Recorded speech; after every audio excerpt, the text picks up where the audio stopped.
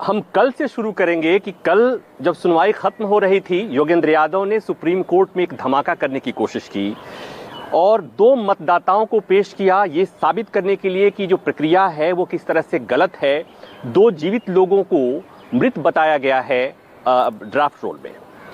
ऐसा लगा कि इसका बहुत इम्पैक्ट होगा, लेकिन आज की सुनवाई में उसकी गूंज नहीं दिखाई दी। पहली बात। एक बात और, राहुल गांधी के जिस प्रेस कॉन्फ्रेंस को लेकर के देश भर में इतना बवाल मचा, देश में भी मुझे लगा कि इंटरनेशनली भी कुछ हेडलाइन बनी होंगी, उसकी भी चर्चा आज सुप्रीम कोर्ट में हुई। प्रशांत भूषण ने कहा कि दरअसल जो ड्राफ्ट रोल है वो प्रशांत भूषण ने एक प्रेस कॉन्फ्रेंस की, राहुल गांधी ने एक प्रेस कॉन्फ्रेंस किया था, उसके बाद से वो सर्चेबल ऑप्शन था उसे डिसेबल कर दिया गया है। अब वहां पर सर्च नहीं किया जा सकता। अगर वो होता तो ज्यादा बेहतर रहता।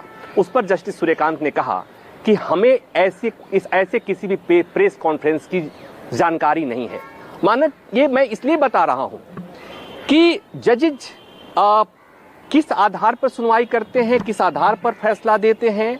और कई बार लोग ये कहते हैं कि बाहर की दुनिया में जो हो रहा होता है, बाहर के समाज में हो रहा है, बाहर के सियासत में जो हो रहा होता है, उसका जजों पर क्या इम्पैक्ट पड़ता है।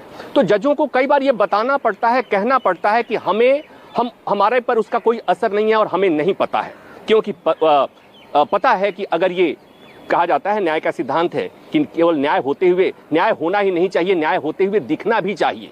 तो यहां पर जस्टिस सूर्यकांत ने जब ये बात कही तो मुझे लगा कि राहुल गांधी का वो धमाका कम से कम सुप्रीम कोर्ट के जजों के पास और कम से कम जस्टिस सूर्यकांत तक नहीं पहुंचा है। अब बात आती है कि जो शुरू से लेकर अब तक लगातार याचिकाकर्ताओं की तरफ से साबित करने की कोशिश की गई कि जो 11 दस्तावेज हैं वो नाकाफी हैं। बिहार के लोगों के पास उनमें से अधिकांश के पास दस्तावेज नहीं है।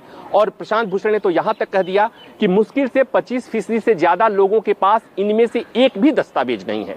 उन्होंने कहा कि मैं गारंटी के साथ कह सकता हूं। और उन्होंने फिर ये भी कहा कि ये जो दस्तावेज, ये फॉर्म जो सबमिट किया गया है बीएलओ के पास, वो दरअसल बीएलओ ने अपने मन से सबमिट किया है। और यही वजह है कि वोटर लिस्ट में इलेक्टोरल जो ड्राफ्ट रोल है उसमें मरे हुए लोगों के भी नाम शामिल हैं। तो ये बताने की कोशिश की गई।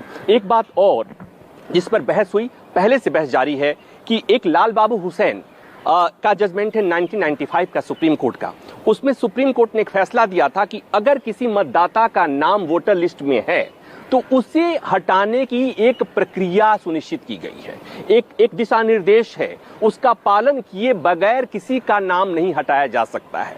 जो यहां पर हो रहा है बिहार में, एसआईआर में ऐसा हो रहा है। आपको फॉर्म आपने नहीं भरा, आपके फॉर्म में वो दस्तावेज नहीं लगे तो आपका नाम कट जाएगा। तो यहां पर